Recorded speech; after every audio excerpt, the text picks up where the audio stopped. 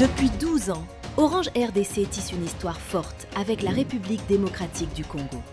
Une histoire faite d'engagement, d'innovation et d'une volonté inébranlable de construire un avenir meilleur pour tous. Aujourd'hui, nous sommes fiers de vous présenter notre rapport de responsabilité sociétale des entreprises 2024. Le rapport que nous vous dévoilons aujourd'hui n'est pas qu'un simple bilan.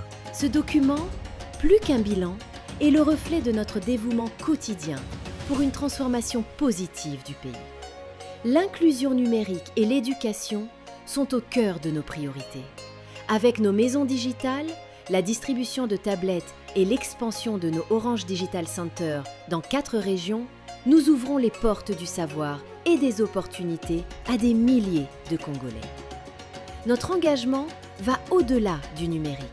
Nous œuvrons activement pour la transition énergétique, la transformation durable du pays et le bien-être de nos équipes.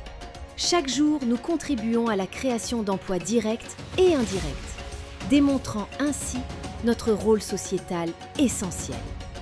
Lors de la présentation de ce rapport, nos experts ont partagé les piliers de notre action. Joe Chiabadala sur l'étendue de notre réseau et nos investissements techniques. Donc, ce que nous avons mis en place au niveau du réseau, c'est trouver cet équilibre pour continuer à apporter de la connectivité à nos populations. Abdraman Diallo pour les innovations d'Orange Money.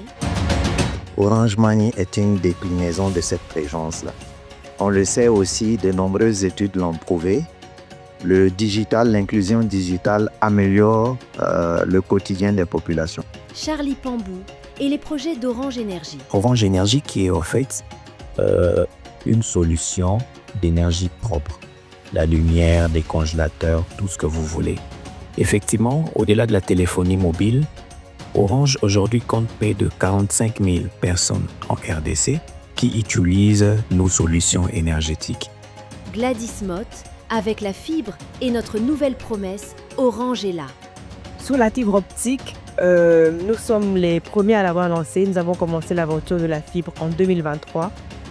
Et le parallèle entre la fibre optique et la responsabilité sociale d'entreprise ne semble pas évident, mais je vais vous montrer que si.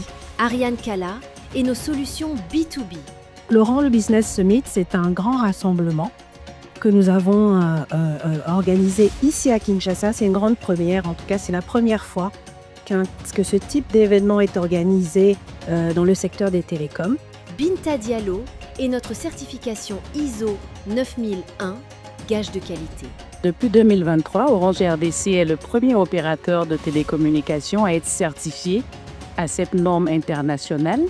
Et enfin, Elisabeth Kazadi pour l'engagement en faveur de notre capital humain. Aujourd'hui, donc 41% de cadres de direction qui sont des femmes donc depuis 2024 et donc nous espérons que pour 2026 nous atteindrons certainement peut-être les 50% en tout cas dans cet exercice.